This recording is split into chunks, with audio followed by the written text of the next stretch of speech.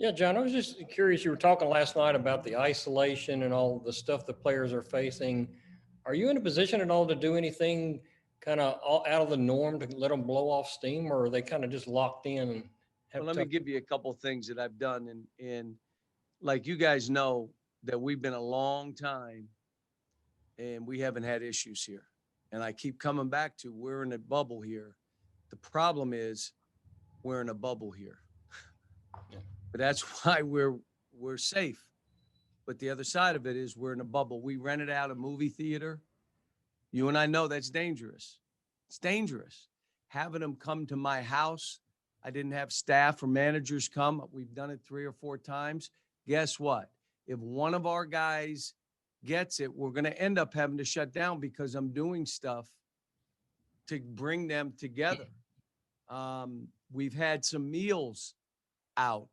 And again, trying to be at a social distance, but you're eating meal, no mask, you're in a room um, by yourselves. But again, it's all dangerous. But it got to a point where I said, look, we got to do this.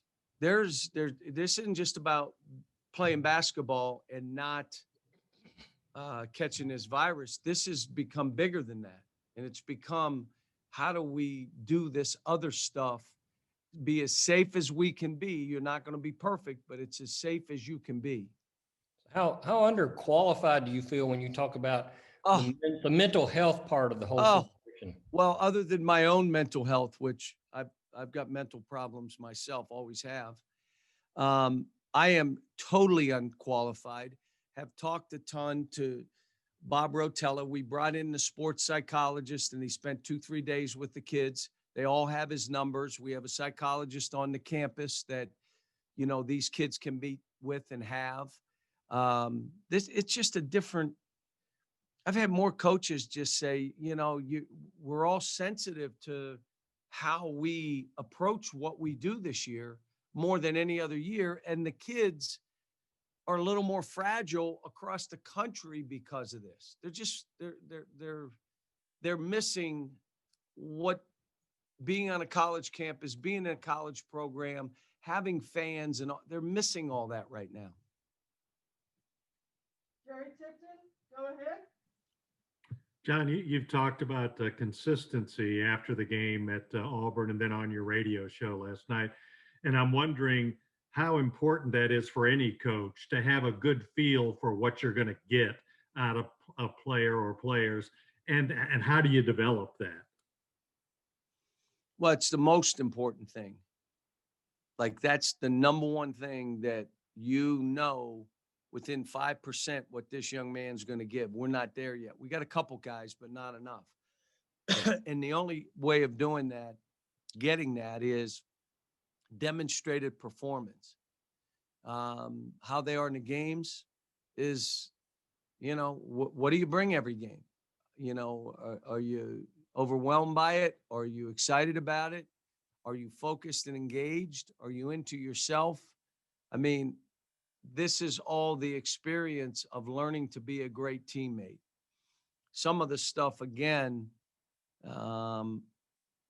we like to learn slower so that we're not just thrown to the wolves, but it is what it is. And I mentioned to them again today, like, look, guys, we're playing defense as well as anybody in the country.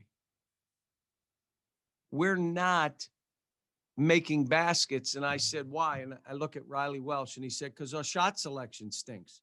I said, why is that? Because everybody's trying to make baskets for themselves versus how, and we just keep doing it and we talk about it. But again, it's a key for us. Now, you could say, Coach, you also miss wide open shots and free throws. We do, but we have too many tough shots we take when we shouldn't. And it's usually early in the shot clock. Well, we're working on it. We talked about it this morning. We're going to have a practice a little bit later today. And like I said, we have one group that really guards 0.56 points per possession. So then you would say, why don't you just leave them in the whole time? Okay, that group is scoring 0.6 points per possession. So now you say, Well, you can't leave them in because they can't score. Well, slightly more than they're giving up. But that game would be 42-41. Then you go and say, okay, is there a way we can use that lineup different? We're tweaking, we're trying. And then there's other lineups that we got to get on the floor more because their points per possession are in that 1.2, 1.3 range, 1.35, which means that's as good as they are in the country. Then you look back and say, all right, how does that group defend? And what are they giving up? And so this is tweaking, analyzing, looking at numbers. At the end of the day, I told them, you guys could be as good as anybody in the country. You got to get on a roll. That means you got to score some baskets. You got to stay defensively where you are. And now we got to make easy plays for each other. We got to open up the court a little bit. But even then, you're not doing it for you to just try to score. Sometimes it's a drive and then it's a pass. And then maybe another drive. It isn't drive. Okay, my turn drive. Okay, your turn drive. We're trying to get that feel. And I'm telling them, you guys are listening because they're really respectful, but you're not hearing all the time. I did something with Andrew Harrison, and you guys know, and he ended up scoring more points per game than he did prior to, as his whole focus was on creating shots for somebody. And what had happened was it became contagious. It was contagious. Now everybody passed. We had a pass fest. And all of a sudden we went and it's hard right now because we got to get that first guy why didn't he want me to shoot? Oh my gosh, what? We're trying to get this going and trying different things. But I keep saying, you guys got to believe that we're close. We're there. No one wants us to bust through because now all of a sudden we become a team that everybody's like, you don't want to play them now. But we got to do it on the court. We got to bust through. John Hale will come to you next. Cal, look, on paper at least, it looked like BJ was as prepared as anybody for this in terms of he played with other elite players in high school and AAU. He went to a high school program where the spotlight was really bright. What is he not doing now that he was doing so well during the recruiting process? Well, the competition is different. So you're not playing now against high school players. You're playing against somebody who's 3 years older than you, more physical, more trained. He had no summer here. The fall might as well have thrown it out. And so now you just start playing basketball. And what you do, the habits that you need to create, he really hasn't created yet. The ability to draw fouls versus avoid contact and flip balls. Which one are you seeing right now? The ability to get the ball by the man, which you can do, or I'm going to play with the ball and then not get, all those kind of habits that he's got to have different habits. I'm a downhill runner. I'm a free throw drawing beast. I don't have to be strong, but I'm drawing free throws. And then really consistent how you train so that when you walk in the game, it's the same. It's just taking him more time. And we've given him, a lot of room to go. He's scoring points, but they're not in an efficient way. I haven't given up on him, but he's not playing the way he needs to play for himself or for us to win ball games. Larry Bob will come to you next. John, when you were talking about a lot of the different frustrations that you feel and your players feel, do you think it's kind of the same with fans because of everything that's going on right now? Do you think fans get frustrated about things quicker? Well, yeah, and it's not just basketball. It's everything included in this. And so you have all the outside stuff that they're dealing with too, just like you and I. You have the corona stuff. You have their own life and whether there's job loss or money loss or this corona, I can't get out, I don't believe, I do believe, all this stuff, there's a frustration out there. And I'll be honest with you, it's unacceptable where we are right now. Unacceptable.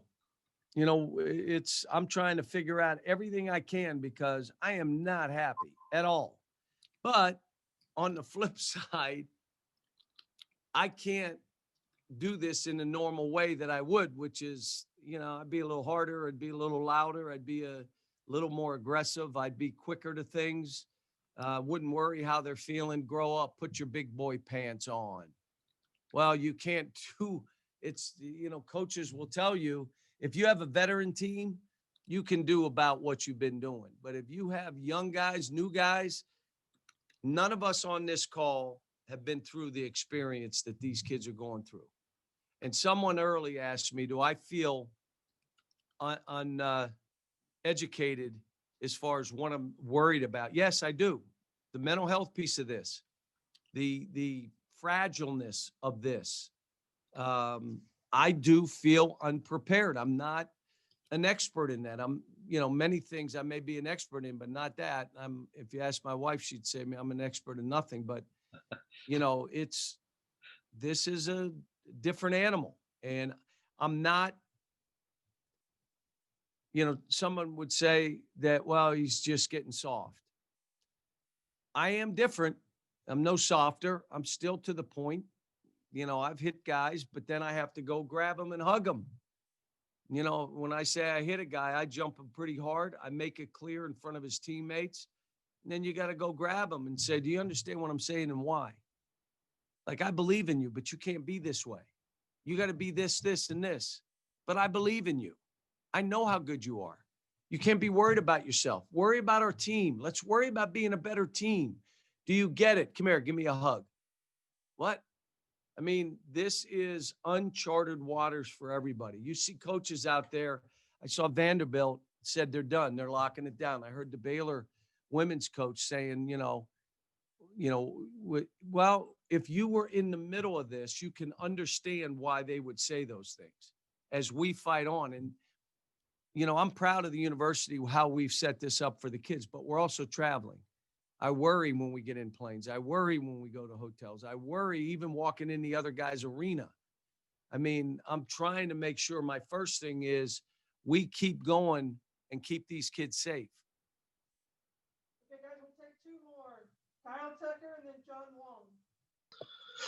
Yeah, Cal, you the thing you said the other night about, you don't want to take anybody's heart.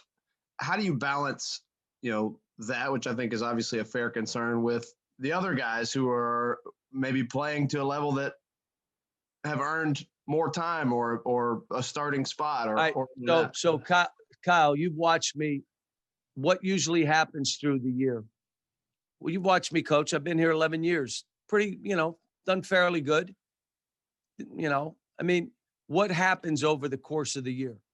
Does the cream rise here? Yes. And that's what's going to happen now.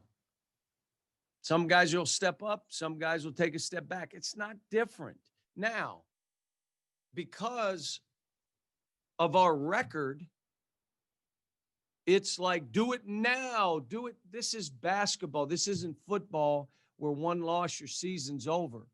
We just got to get this thing right, and we got to go on a run. And the only way we're going to do that is have a team full of guys who are in a great frame of mind. Listen, you got to step back, and you and I know why. I got it, coach, and I'm going to be ready. And now he steps back and the other steps forward. What none of us want to do is put so much on any of these kids that you hurt the kid. So now a kid that was in a great role and doing great, now you put him in some other role, and now you hurt the kid. I don't want to do that either. But every kid deserves an opportunity to show, which we do every year. And so this is no different, except we didn't have the exhibitions, the stuff up front that we normally have. But 10 to 12 games is about normal here for us to get.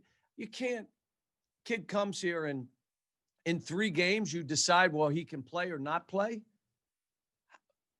I can't do that, and I've done this 35 years. It takes me time. Maybe you can or fans can't. I can't. So I got to let it play out a little bit. Do I wish kids would jump up more? Yeah, I do. But they're not robots. They're not computers. The cream always rises. It always does here. And sometimes it affects guys where, okay, I can't, but in most cases they know, we did this. Everybody had an opportunity to show. So Kyle, I hope that answers it. But again, you've seen me over the years. I have one objective. To win. You think I'm going to play somebody because I like them more? You know what I told guys when they come to see me? I already like you, so don't say stuff in here to make me like you more. I already like you. All right, let's just be real. The other thing is, listen, I'll have you come to my house. I love you. You can stay overnight. I'll make you breakfast. Doesn't mean you're going to play more or less. It's not what this is. And it's not one child over another child. It's, all right, now how about what I'm saying to you now? We're looking at combinations. Well, it's not about a combination. It's about this guy and that guy. Well, not so. What combinations in the last 5 games have played well offensively? What combinations have played well defensively? Combinations. It's a team. And so you look at those numbers and now you say, okay, then that combination needs to play a little better defense. What can we do? How are they getting scored on? They aren't scoring at all, but they're stopping everybody. Well, is there another way we can play with that unit and play in a simple way, not totally changing how we're playing? But I'm trying everything. I'm tweaking everything. I'm working out, running, sleeping. I'm getting my rest. I'm in a fighting mood. I'm mad. I'm disappointed. I'm not happy in any way, but these are our guys. And I'm going to say all this to you and to our fans. We can't trade them. This is who they are. And now I have a job to do. Keep them safe. How can I get each individual playing better? How can I make sure that I challenge without burying them? Take their heart away. How do I do this and say, guys, what does the best team within this team look like? And who are they? And they start playing more. Like if I said to you, I'm only going to play 6 guys. That's all I'm playing is 6. Who would you say the 6 would be?